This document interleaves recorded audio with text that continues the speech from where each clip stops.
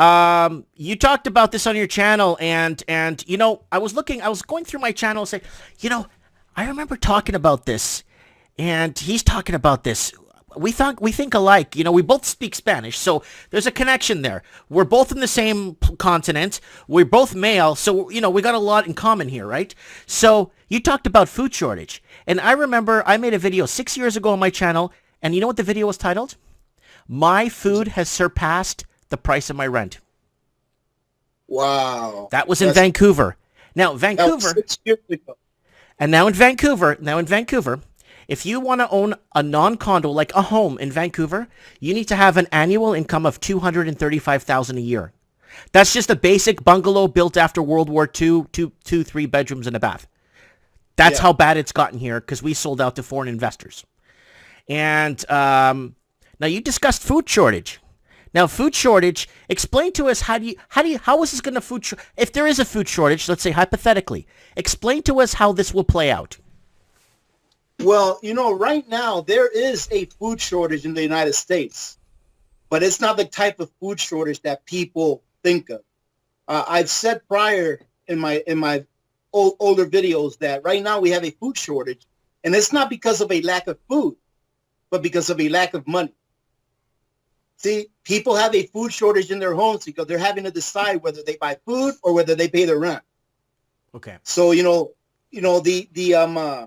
the implementation of all of these regulations and things that has been going on for the last year or so because of this health crisis, has forced about half of our nation into destitute. And what I mean by that is that they can't even pay their rent. They don't even know how they're going to put a meal in, on their table the next day.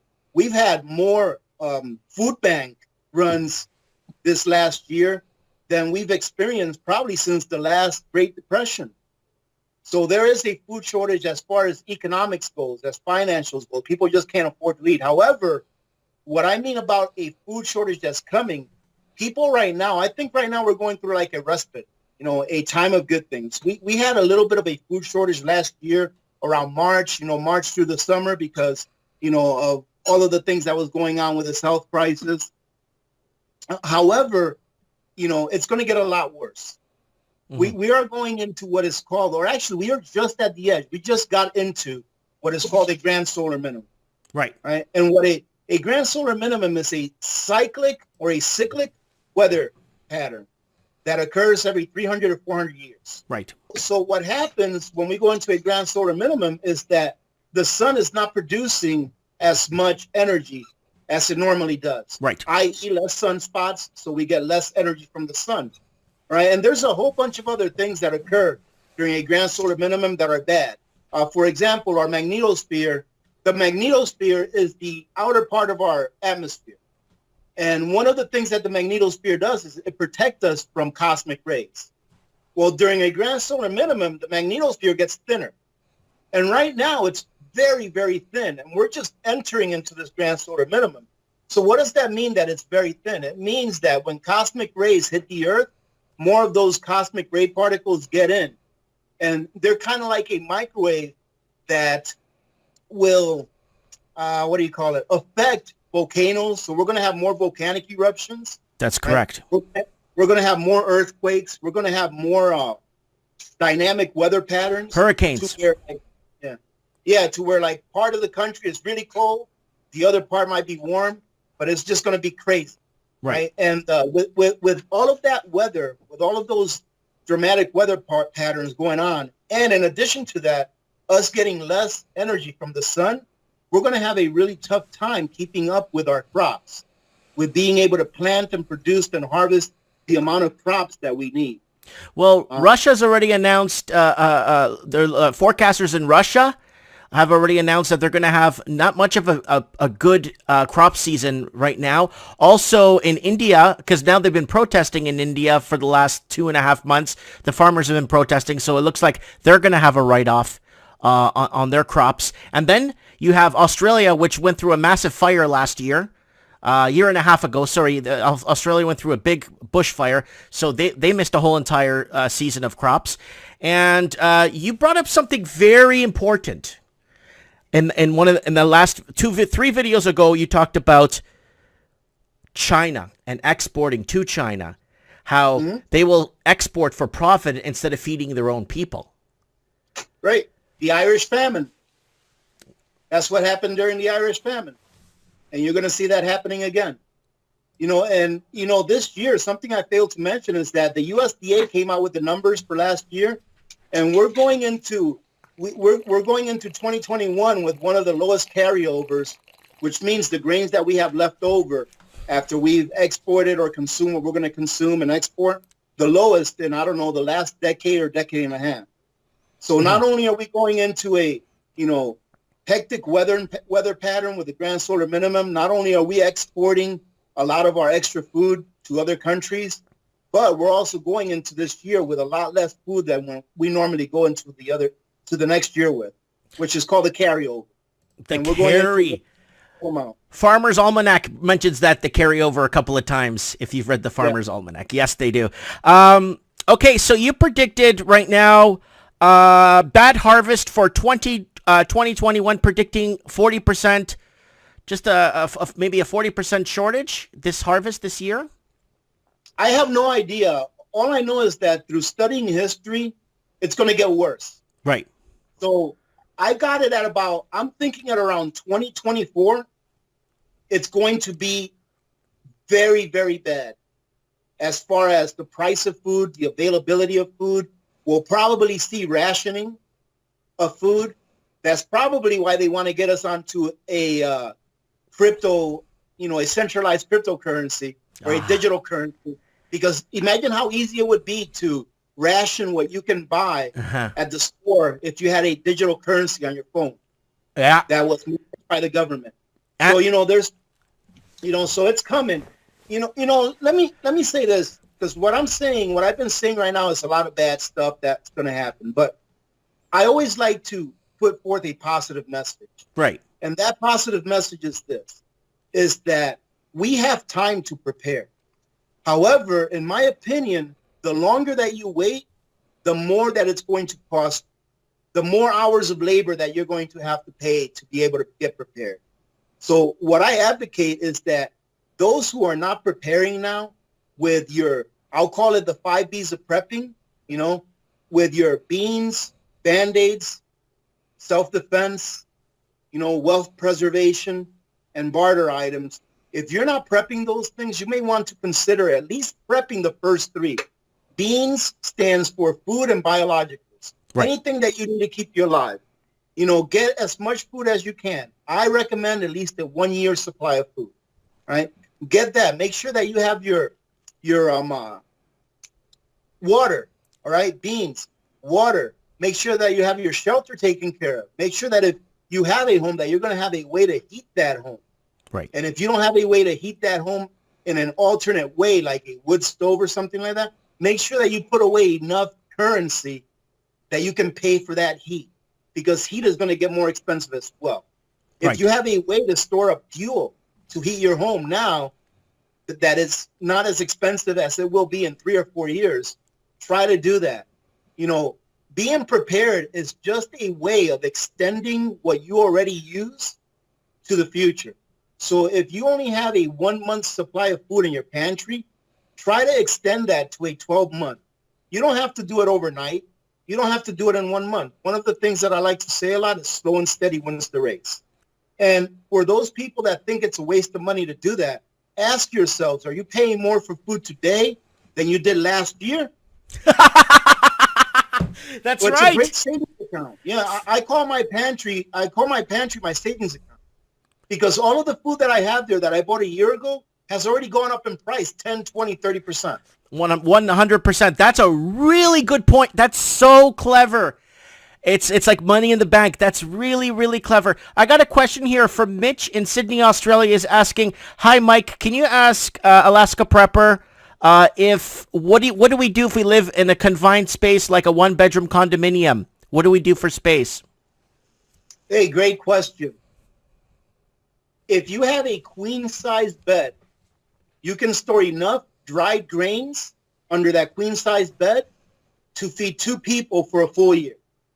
You can store enough rice, beans, wheat berries, sugar, salt, spices, oils under a queen-size bed to feed 2 people for a year.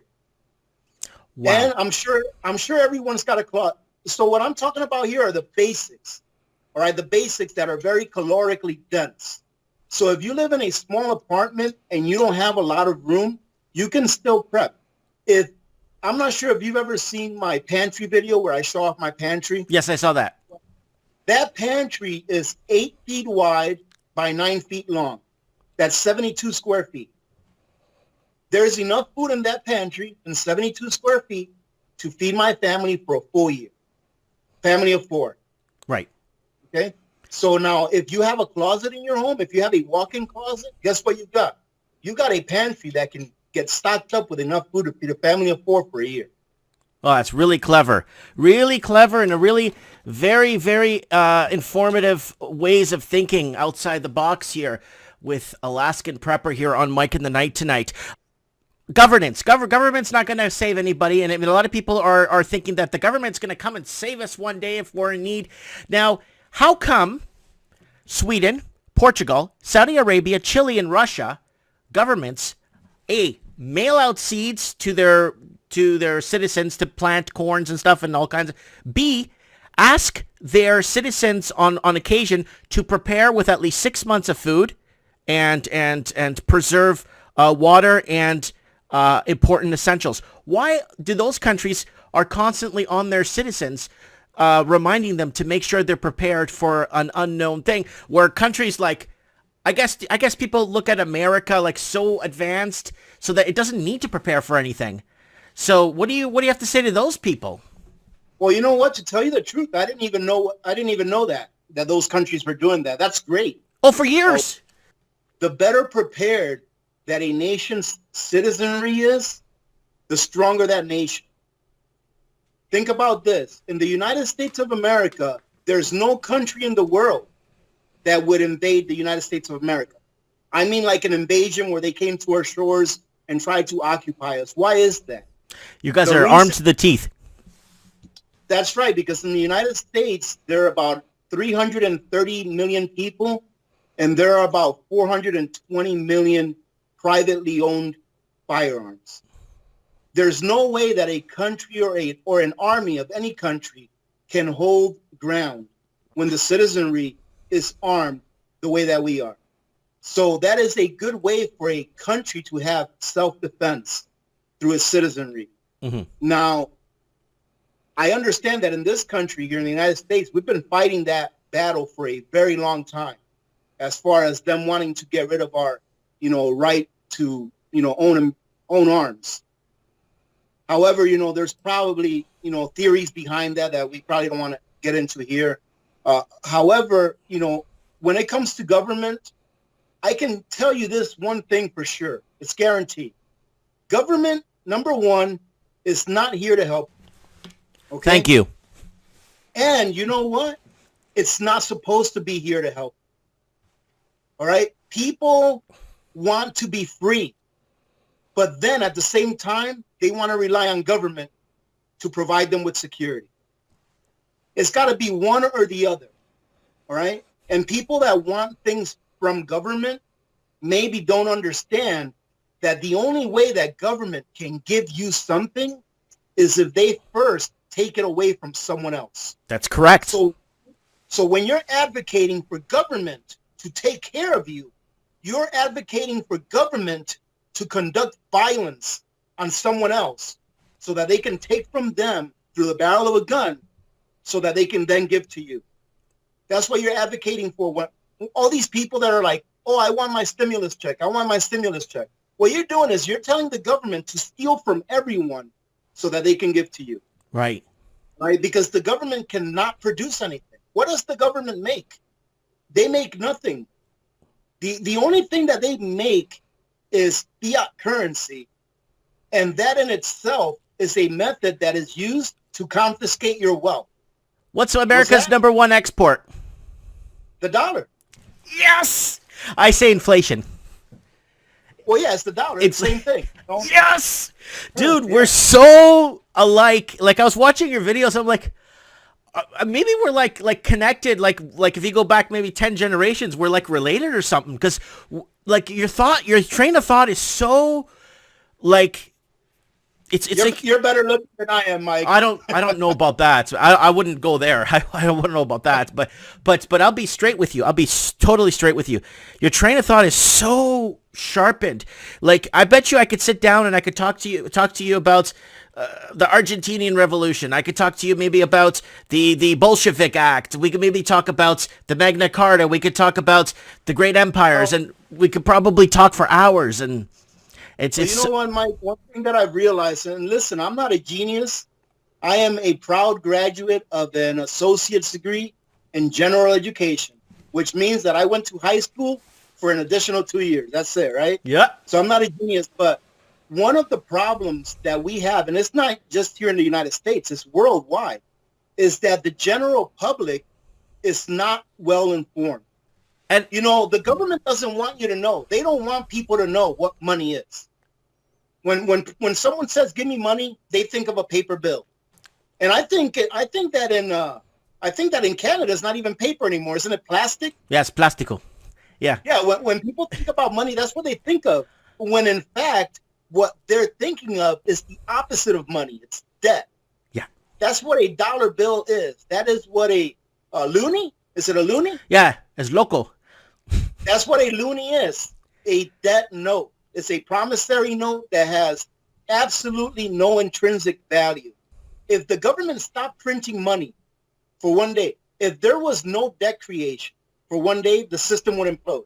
Wow. We live in what is called a debt-based monetary system.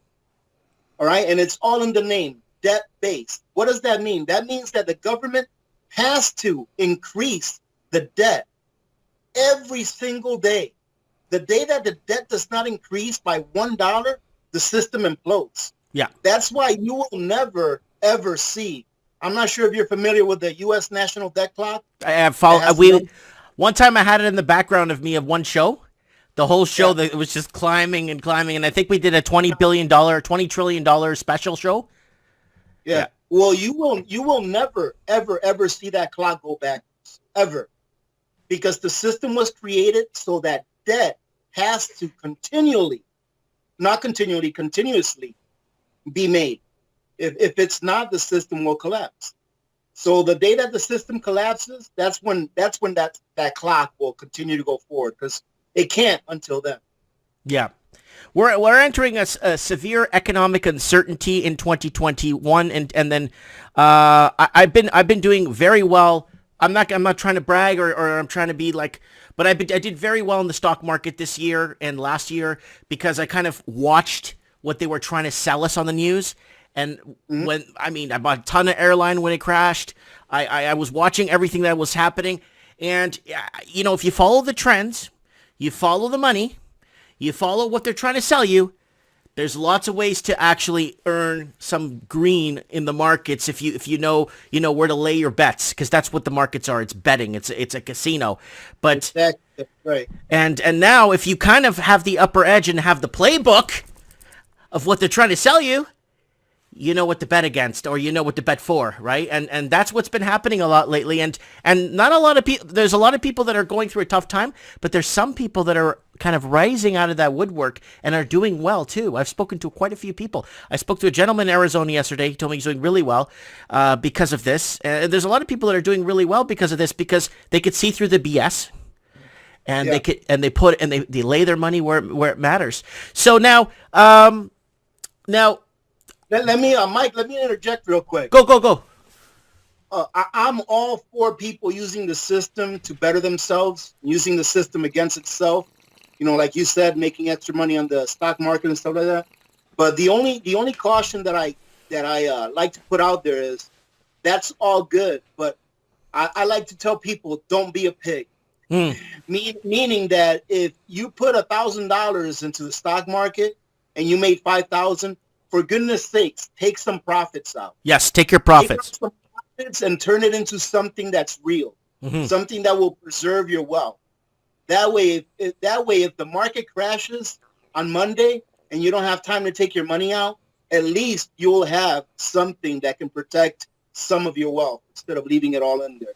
Some people will leave it all in there because the more that they make, the more that they feel that the system is not broken because it's making them money. Yeah. So it must be good. Yeah. And then they get caught in that trap, and Caught they hole in the lose bag.